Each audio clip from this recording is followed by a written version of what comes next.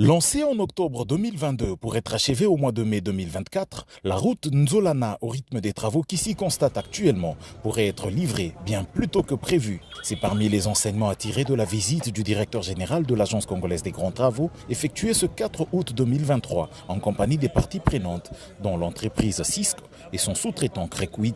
Guidé par la mission de contrôle de la CGT, Nico Nzaounzaou, qu'accompagnait certains collaborateurs, a parcouru toute cette route qui va de la route Matadi à hauteur de l'Université pédagogique nationale, en passant par les quartiers Maloueka et Sangamamba, pour ressortir sur l'avenue Mamayemo dans le quartier Kintsuka.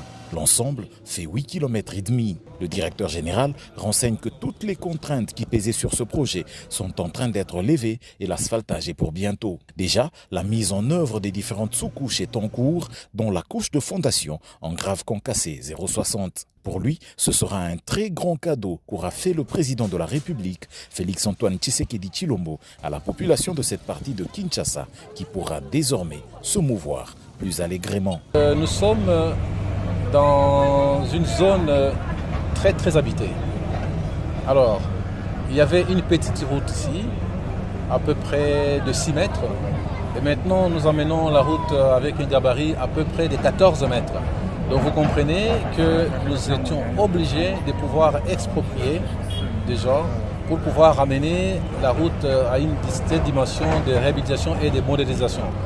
Donc, de 6 mètres, vous passez à 14, c'est 8 mètres qu'il fallait trouver. Et ces 8 mètres, ça coûte de l'argent. C'est des maisons de gens, c'est des écoles. Nous avons tout fait pour pouvoir épargner certaines maisons comme les églises. Nous avons tout fait pour épargner, n'est-ce pas, des couvents de sœurs. Mais nous étions obligés de pouvoir passer par certaines maisons. Et cela, malheureusement, a un grand coût.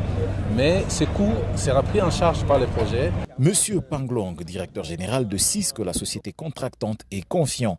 Pour lui, la fin des travaux interviendra effectivement plus tôt que prévu. Si le problème d'expropriation ça va régler et achever avant le 15 septembre, là, on va ajouter le personnel, les engins et ajouter les machines pour accélérer l'exécution des travaux pour qu'on puisse achever le projet à la fin de décembre. Ce projet traverse une zone accidentée présentant beaucoup d'érosion.